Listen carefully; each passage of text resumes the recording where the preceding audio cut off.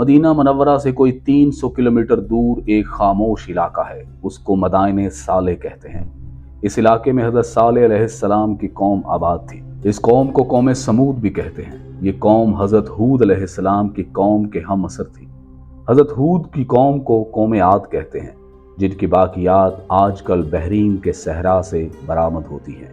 چنانچہ قوم صالح یا قوم سمود نے اللہ سے کفر کیا۔ بہت بڑے، لمبے، چوڑے اور طاقتور تھے۔ انہوں نے پہاڑوں کے اندر اپنے گھر بنا رکھے تھے جو کسی بھی موسمی شدت کا مقابلہ کر سکتے تھے۔ وہ حضرت صالح علیہ السلام کی تبلیغ کے مقابلے میں کہتے، اے صالح، ہمارے عظیم و شان گھروں کو دیکھ، کیا ہم بہت زیادہ طاقت والے نہیں ہیں؟ اگر ہمارے مقابلے پر کوئی اور قوم ہے تو ان کو لاؤ ہمارے سامنے۔ لیکن جب انہوں نے اللہ کی نشانی ایک اونٹنی کو مار ڈالا، اونٹنی کے قتل کے بعد جب حضرت صالح نے عذاب کا اعلان کیا تو کدار بن سالف، جس نے اونٹنی کو قتل کیا تھا، اس نے 8 اوباش اپنے ساتھ لیے اور عذاب سے پہلے رات کو حضرت صالح علیہ السلام اور آپ کے گھر والوں کو قتل کرنے کی سازش کی، مگر اللہ تعالیٰ نے اپنے پیغمبر کی حفاظت فرمائی اور بڑے عذاب سے پہلے ہی رات کو کدار بن سالف اور اس کی پارٹی کو پتھر برسا کر ختم کر دیا۔ اس کی تفسیر سورہ نمل کے آخری رکوع میں ہے۔ حضرت صالح علیہ السلام نے اپنی قوم سے فرمایا کہ 3 دن اپنے گھروں میں فائدہ اٹھا لو، یہ اللہ کا وعدہ ہے اور جھوٹا نہیں ہے، یعنی 3 دن کا انہیں الٹیمیٹم دے دیا۔ تو اللہ نے حضرت صالح کو اور کچھ لوگوں کو اپنی مہربانی سے بچا لیا۔ اس قوم کو چنگھاڑ نے آ پکڑا، وہ اپنے گھروں میں اوندے پڑے رہ گئے۔ فرشتے کی وہ چیخ یا چنگھاڑ اتنی شدید تھی کہ ان کے کلیجے پھٹ گئے اور اپنی گھروں میں پڑے پڑے ہی ہلاک ہو گئے۔ وہ جتنے بھی طاقتور تھے لیکن اللہ سے زیادہ زوراور نہیں تھے، وہ برتر اور اعلیٰ ہے۔ روایت میں آتا ہے کہ نبی کریم صلی اللہ علیہ وآلہ وسلم اپنے کچھ اصحاب کے ساتھ اس علاقے سے گزرے۔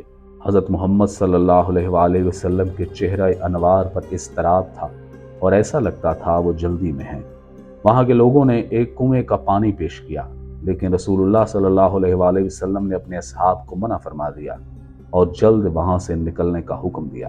صحابہ نے اضطراب کی وجہ پوچھی تو رسول اللہ صلی اللہ علیہ وآلہ وسلم نے فرمایا، یہاں اللہ کا عذاب نازل ہو چکا ہے۔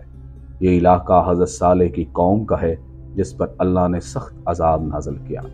نبی کریم صلی اللہ علیہ وآلہ وسلم طبیعتاً معصوم ہیں، چنانچہ عذاب الہی کا سن کر عام شخص اندر سے دہل جاتا ہے، تو وہ تو اللہ کے رسول ہیں جن کو اللہ کی طاقت کا بخوبی علم ہے۔ بالکل ایسے ہی قوم لوط کے ساتھ ہوا۔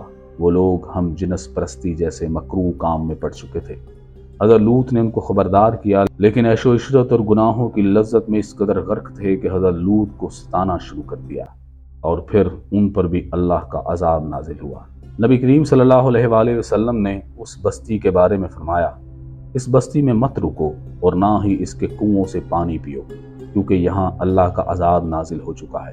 اگر تم نے پانی بھرا ہے تو اسے اونٹوں کو پلا دو اور کھانا ضائع کر دو۔ اس جگہ سے جلدی گزر جاؤ اور روتے ہوئے گزرنا بہتر ہے۔ اگر رونا نہ آئے تو رونے جیسا چہرہ بنا لو۔ یہ بستی مدائن صالح قوم سمود کی تھی، جن پر اللہ کا سخت عذاب نازل ہوا۔